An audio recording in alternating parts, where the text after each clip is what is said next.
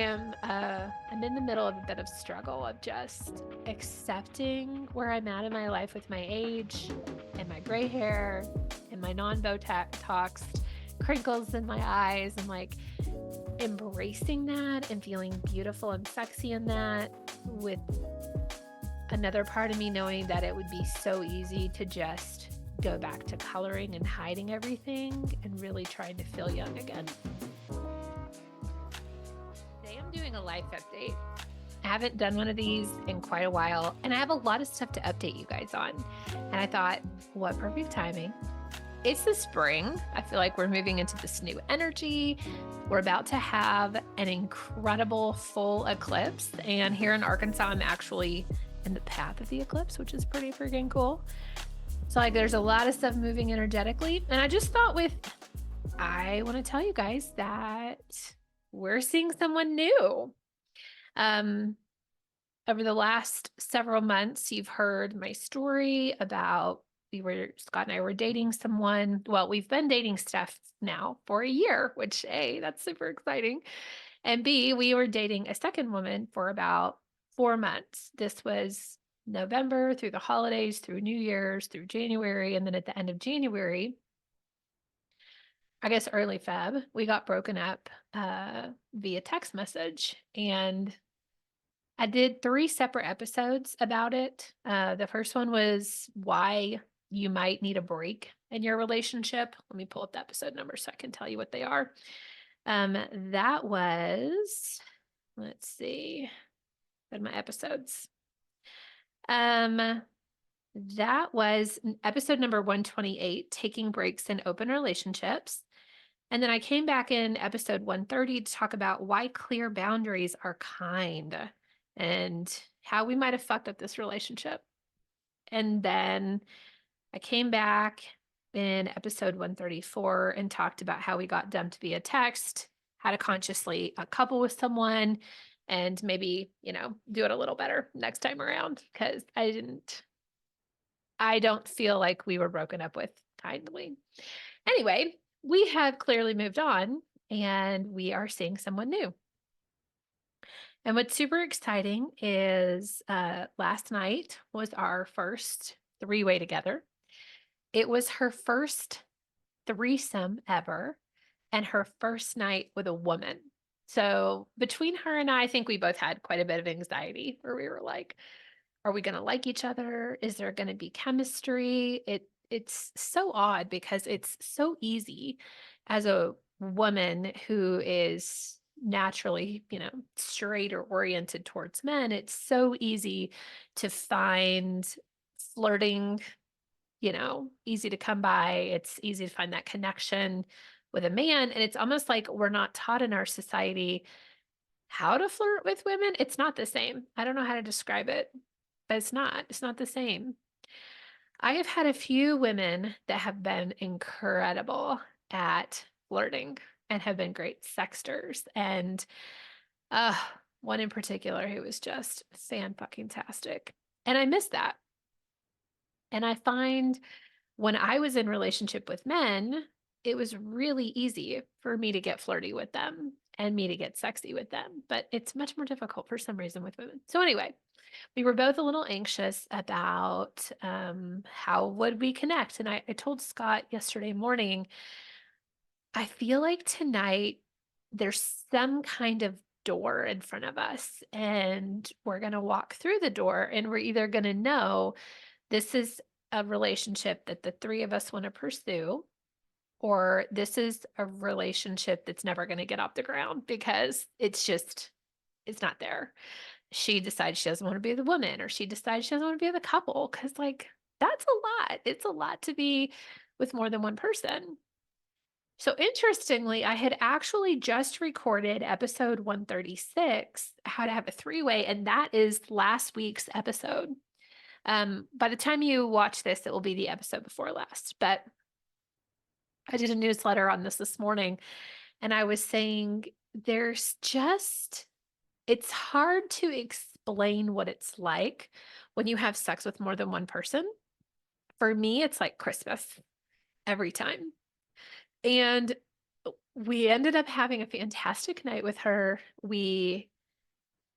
Oh my gosh. She was actually a little like she was the dominant one with me. Like I am very respectful with women. I think that's the problem is like I'm overly respectful and kind and nice and like, do I have your permission? Like nobody wants, I mean, a lot of people want that, but a lot of times I'm finding like in episode 137 nice guy syndrome, like I was having nice girl syndrome. I I just needed to be maybe a little bit more dominant with her, but she took charge. And we ended up kissing for hours and she got me off. For the first time, she'd never been with a woman. She's never touched another woman's clit. She's never touched another woman's boobs. She'd kissed one girl like in junior high or high school or something. And she's a phenomenal kisser. We had so much fun.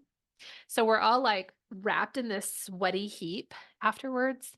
And I just start laughing and I'm like, this is the thing that I want to bottle up and try to explain to people how you feel in a sweaty heap after a threesome. It's different than sweaty heap one-on-one sex with someone else, like, or what is that? Two on two? One on two? One on one? I don't know. There's two people. It's different. Like, A, there's more stimulation. B, a lot of times there's more orgasms because there's more people giving you orgasms, right? I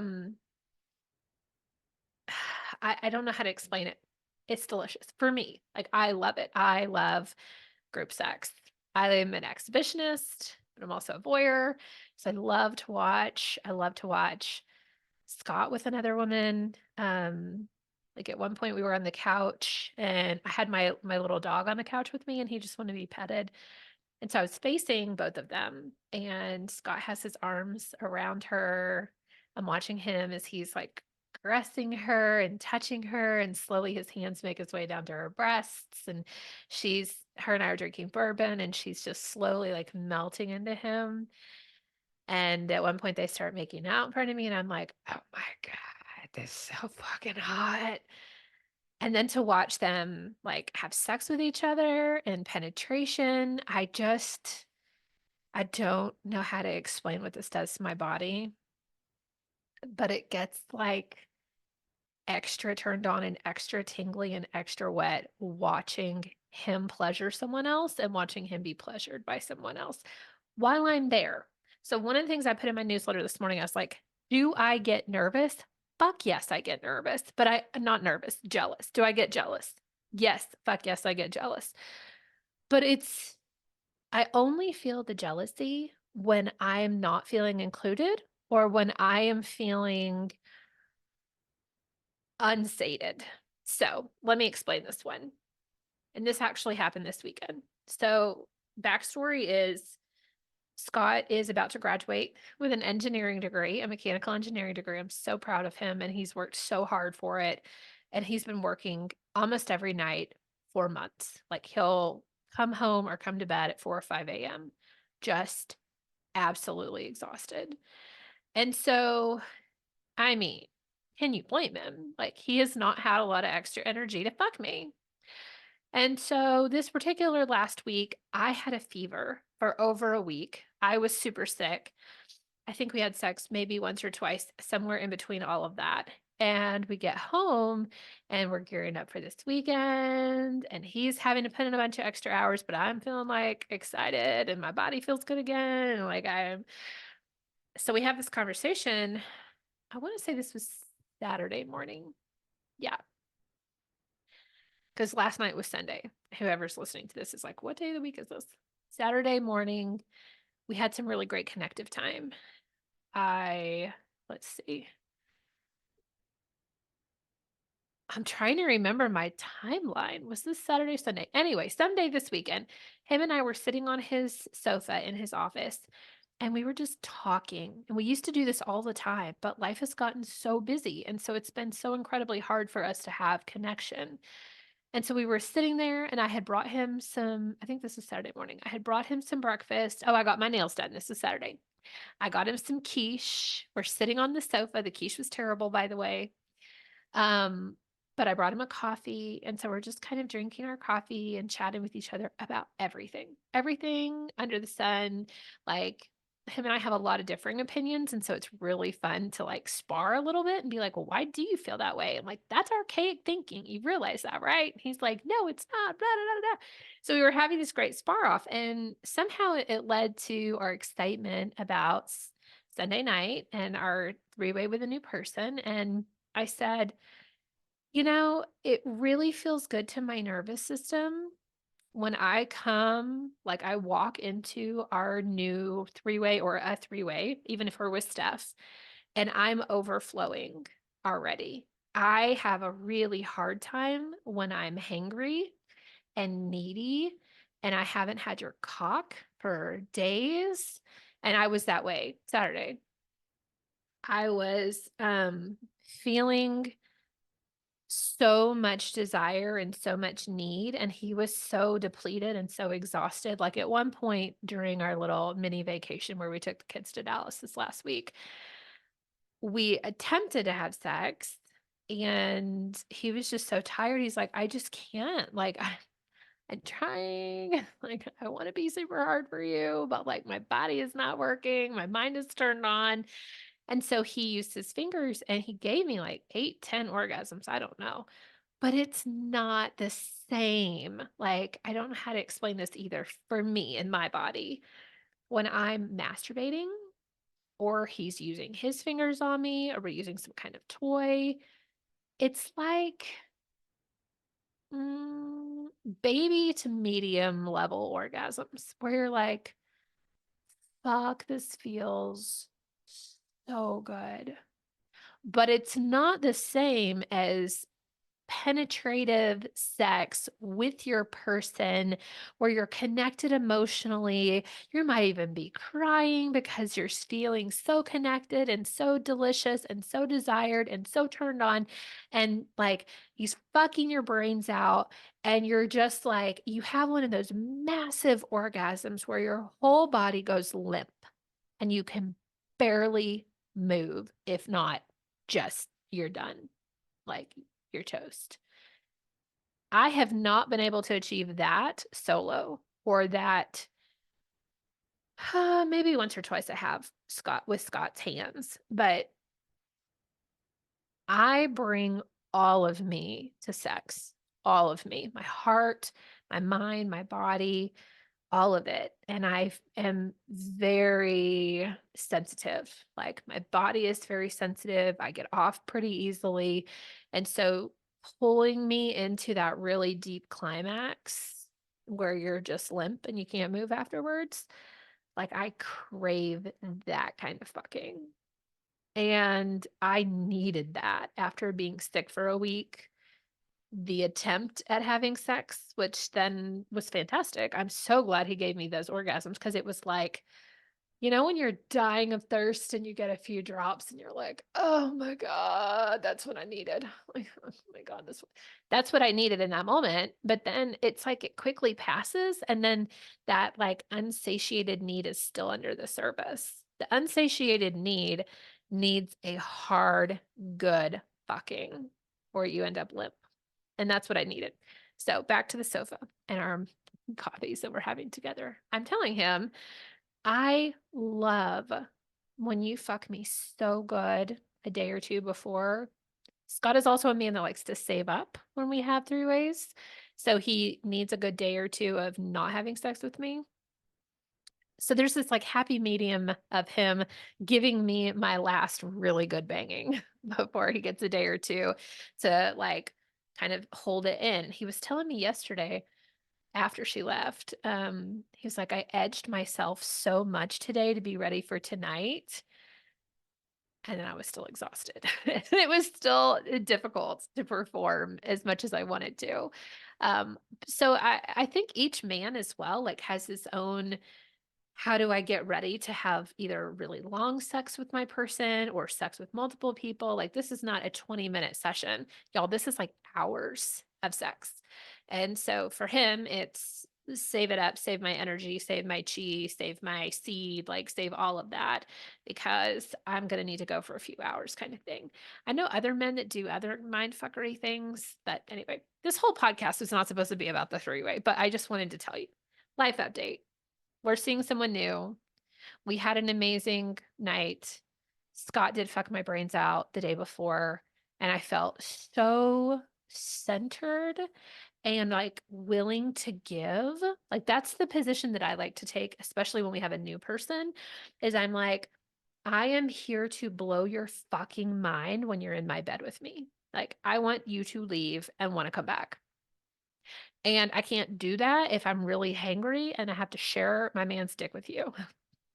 But I can do that if I'm super filled up going into this situation and I still get some orgasms out of it. Then I'm so happy to share my man's dick with you.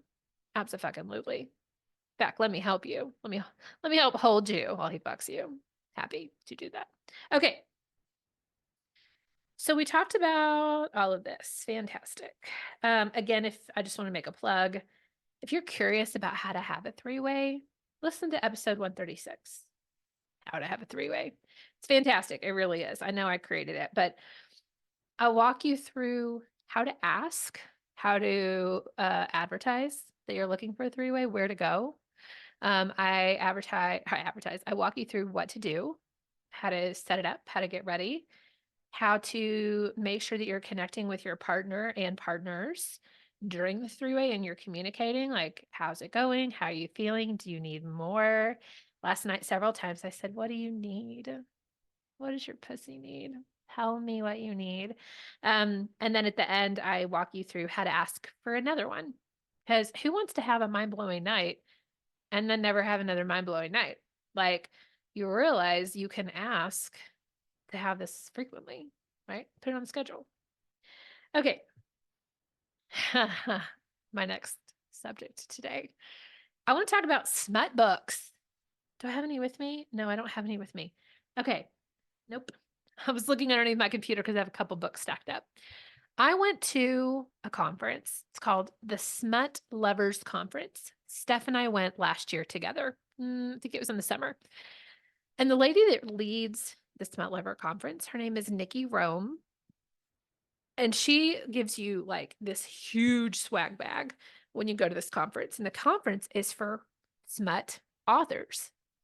And what you learn in the conference is actual scenes, words for scenes, how to add BDSM and kink into your books in an accurate, real way. So during the conference, we had our bag of all our cool stuff. There was like shibari rope, and someone came and taught us how to use it, taught us how to tie, taught us about how it felt and the different textures of the ropes. And then the authors go and use that in their stories. They might not use shibari at home with their partners, but they can then create a scene. There's knife play, needle play. Like we sat through sessions of all of this stuff. What is it? How do you buy it? What are the different size needles? Like if you're listening to this and it's freaking you out, don't worry, I'm not going to go very far into this other than it's really cool educational thing for people that want to write smut and want to write accurate portrayals of how to bring BDSM and kink into your books. I have only read Nora Roberts, who has amazing sex scenes in her books. And I have always, like, for the last 20 years, I've been reading Nora Roberts books. I got hooked on them when I worked at Walmart. One of my coworkers was really into Nora Roberts and her other alter ego, JD Robb. And there's, such yummy sex scenes. But you have to read like 200 pages to get to the big triumphant sex scene. And then towards that last part of the book, there's like one or two more scenes and then it's over. I thought I was reading smut till I picked up one of the books. So Nikki Rome put one of her books in there. It's called Lust. There's like Lust, Envy, and I want to say Greed, but I can't remember if that's the third one. And it's this trilogy of these three friends who quote unquote become brothers, who in this particular series share a woman. So there's like a four-way going on and they're all in relationship together. And Nikki brings in BDSM and kink. and each one of the men has a different kink. It's like one is nice play, which actually is surprisingly hot in the story. I've never done it. I don't know. I'm a little freaked out, but I loved listening to it and watched, like, not listening because I read it, but in my mind, I was like hearing the words. Anyway, one of them was into Shibari, and then the other one was into Dom Sub. So you get the same woman who you like fall in love with in this story because she's just precious, who's really open to trying new things. And each one of them has this like different one-on-one relationship with her. And then there's several scenes where there's this just delicious four-way. So for someone like me who's in an open relationship, and I've never had a four-way, but I've had lots of three-ways, I am like, this is fucking hot shit. Like, I have tasted the rainbow of erotica and I fucking like it and I want more of it. So, I want to encourage you, if you have never read a smut book, even if you're a man, I know men that read smut, go check it out. Maybe start with Nikki Rome. Like, she's doing things right if she leads a smut conference for smut writers. Like, start with her and then go from there and see what you like. I made it through 3 books in 1 week. Hot tip, if you buy the book on Amazon, you get the Kindle version for free, and I've literally read 3 books on my iPhone in 1 week, like, so fast because it's so yummy. And then I gave, the new girl that we're seeing, I gave her all 3 books and was like, "Go have fun with this." So she's got them now. And now I'm off to another series of Nikki's. So what I wanted to say about this, excuse me, is episode 137, which was last week's episode. It's called Nice Guy Syndrome. And what we learned from Veronica Amaya is we all think that we want a nice guy, but the nice guy gets friend zoned. What women truly desire, and I'm sure men as well, but what women truly desire is the masculine. We want someone to hold us. We want someone to hold a container, create a container. We want a man to step up and like make some fucking plans. Like, invite us on a date that's fully planned out that we don't have to make decisions on. And so I've been playing with this energy with Scott for quite a while, and I do talk about it within my episode with her, that my first husband was that toxic masculinity, and he still is. He hasn't changed. Like, I'm the boss, everyone's stupid. I know what's best. You can't handle money, so I'm going to handle the money for us and like be in charge of everything. And I didn't trust him. He didn't feel safe. My second husband, I swung my pendulum the other way, and he was so safe and just was there, was present. And he created a container for me that felt safe to figure out who I was, and I got to be the boss. So, again, I talk about all of this in this episode 137, Nice Guy Syndrome. What I have with Scott, as Veronica Maya calls a fully integrated man, is someone who he's not a pushover. There's a few times I tried to make him do things, and he was like, "That's cute. No, I'm not fucking doing that. Like, you're not my mother. And even if you were, I don't have to do it. I'm a grown-ass man." Like, there is no pushing Scott into anything. And so I remember the first time I got pushback from him, and he said, "Oh, that's cute." And I realized, whoa, I'm not the boss anymore. And I like it. I love that he has his own independent thought. I love that we're not one unit. Like, we're 2 very different people. And he holds this really beautiful container for me and for my kids that pushes us to more, to greater, that challenges the way that we think and makes us think about why we think the way we think, why we believe the way that we believe, why we vote the way that we vote. We as the collective we, but really I'm the one that's voting.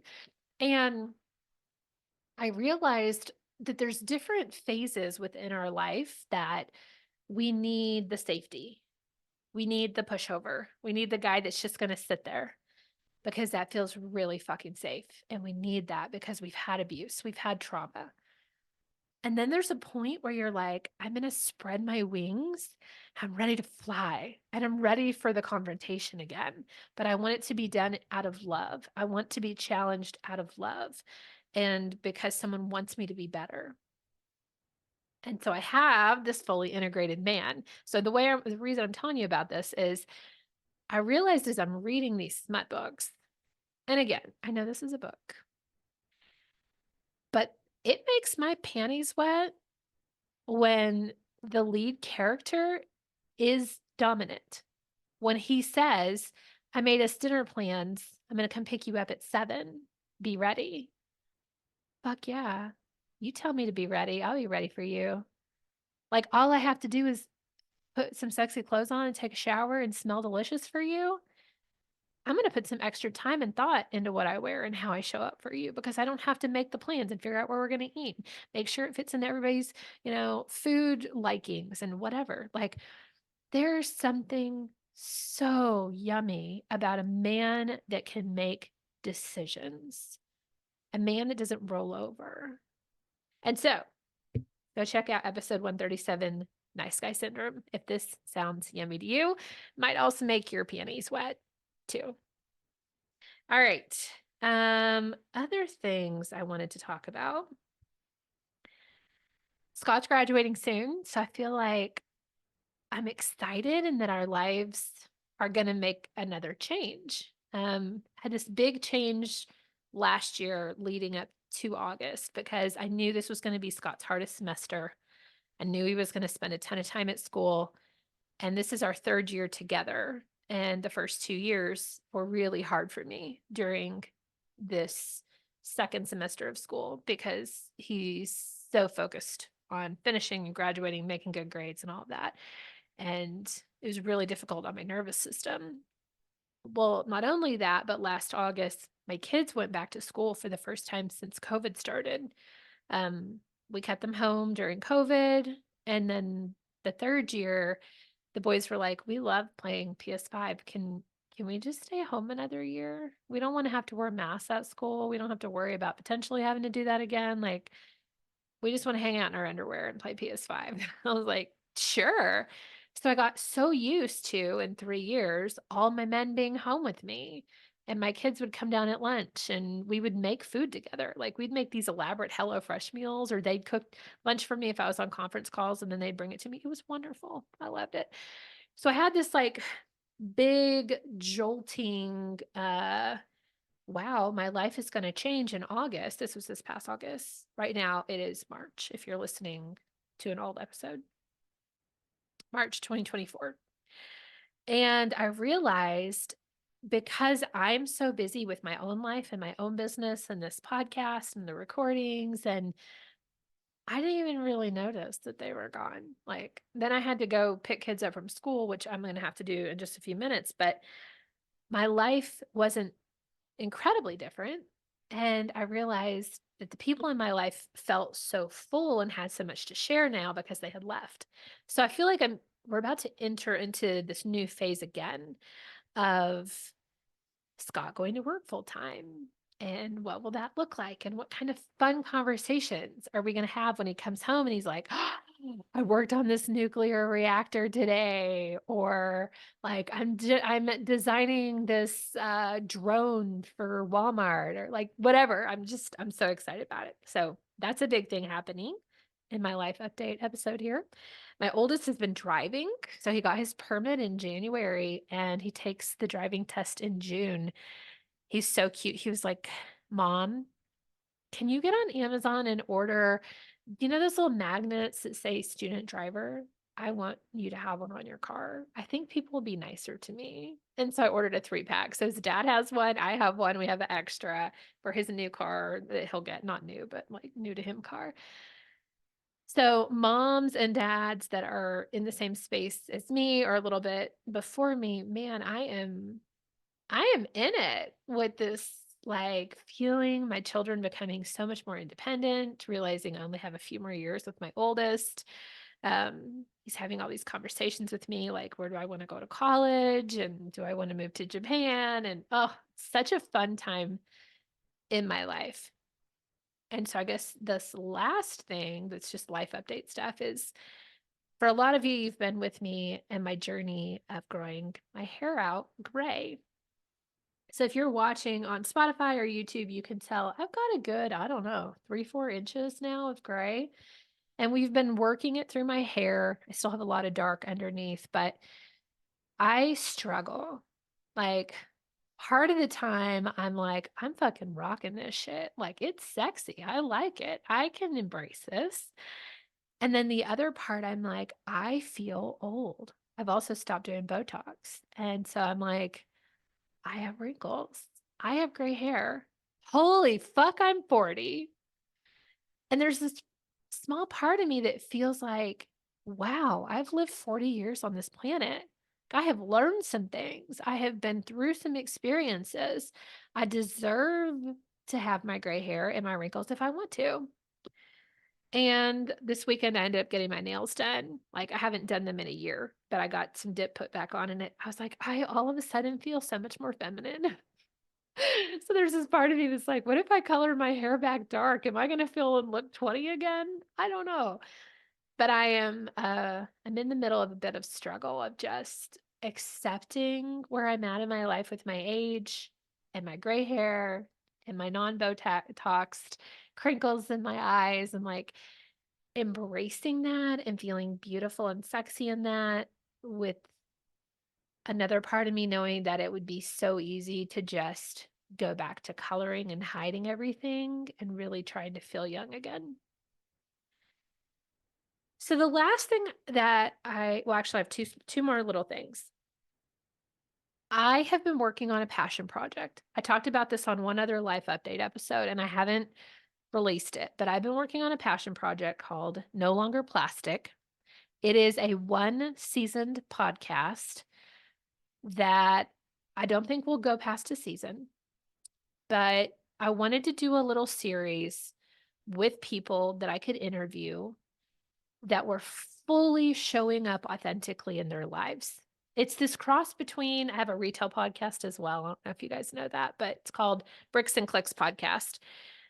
And that is really all about mostly Amazon. There's some Walmart stuff in there. I think I'm on season 3 over there on that. And it feels very stuffy to me. And then I have this podcast where I talk about three ways and anal plugs. And I thought, is there a happy medium that I could do a project that I'm interviewing people who are fully integrated in their bodies and in their life, and show the world that it's okay to fully be yourself? One of the most inspiring people to me so far in this planet has been Rachel Hollis. I don't know if you guys know Rachel Hollis. She wrote Girl Wash Your Face amidst a bunch of other books that are in the self-help space. She has encouraged millions of women to be their best selves and to show up them fully authentically. Her husband Dave died shortly after they got divorced, but when the two of them were together, they showed us everything in their life. They had a big company together called the Hollis Company. They did huge events and like sold out these huge, like 10,000 women events. She wrote lots of books, and they had this morning show on Facebook every morning. It was so much fun. I loved it. I think they called it the morning show. And they would just get on there like I am today and talk about life and talk about their sex and talk about their kids and talk about the business and talk about like all of it. And I looked at her and him and I thought, these are fully integrated humans. And I am so attracted to them because they're not hiding parts of themselves. They're not hiding their business life, or they're not hiding their personal life, or they're not hiding their children. And so I felt like I want to be like them. So I started living my life that way. And that's when this podcast really was born. Maybe a little bit before then, I started talking not only about business stuff, but about spirituality and living in the feminine and all the priestess work that I had been doing, and crystals and retreats. And So I started to become a little bit more woo in that space, in the retail space. So anyway, back to No Longer Plastic. This is my version of fully being a business owner and living a fully up, out front, no hiding kind of life. And I have just posted it. It's live. I'm going to put a link in the show notes in case you're interested in checking it out. It is nothing like the open bedroom. One person that I interviewed, I think just one, maybe two, are in an open relationship or in the swinger world or something, but everybody else is like fully, I'm a business person. I blew my life up. I sold everything I had and moved to Florida. Like, I do this, I do that. And it's just really inspirational. And so if you're looking for inspiration in your life and you're looking to be more authentic in your human, in your person that you are, I want you to check out No Longer Plastic. As I said, it's just a 1-season podcast. I'll put the link below for you to see it if you'd like. 2 things that I want to celebrate. I just got an email before I pushed record. I have had 125,000 views on YouTube. The YouTube channel continues to just organically grow.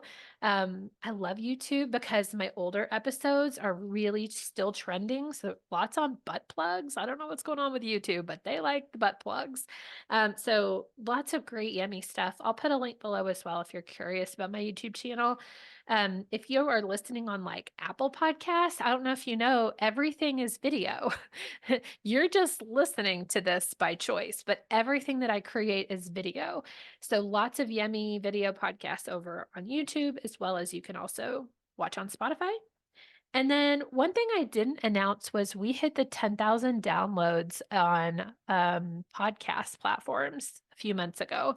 I'm currently over 12,000, but I'm growing at about 1,000 per month. And, there's a part of me that's a little disappointed because I thought, I'm going to grow so fast on podcast platforms. And that's going to be like, as a podcaster, podcast platforms are where you think you're going to have the most downloads.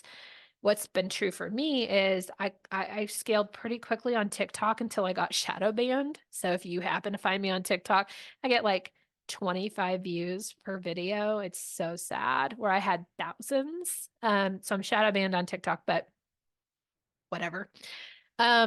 YouTube has just been an incredible platform for me. And so out of all my platforms, YouTube grows the fastest, followed by Instagram, followed by TikTok, then followed by podcast platforms. I don't really understand why that is, but anyway, 125,000 views on YouTube, 12,000 plus podcast downloads. And I just want to say thank you. Thank you for subscribing. Thank you for writing a review. Thank you for giving me 5 stars, whatever it is that you do. I love showing up for you. I love sharing my life with you. I hope that I'm an inspiration in some way and that you feel empowered by the conversations that I have here, by the guests that I bring on. I just want to say thank you. Thank you. Thank you for being in my world. See you next week. Hey there. Did you know that I do online coaching? Yes, I do online coaching in the sex and relationship space. Some of the topics that are near and dear to my heart are open relationships. So that includes polyamory, swinging, or what we call the lifestyle. I also love conversations around online dating. We're talking Bumble, Tinder, Field, and more. And then the last thing that's really passionate and close to my heart is conscious uncoupling. That means we get to break up with people with love and respect, with dignity and hope. We get to create a life for our children that gets to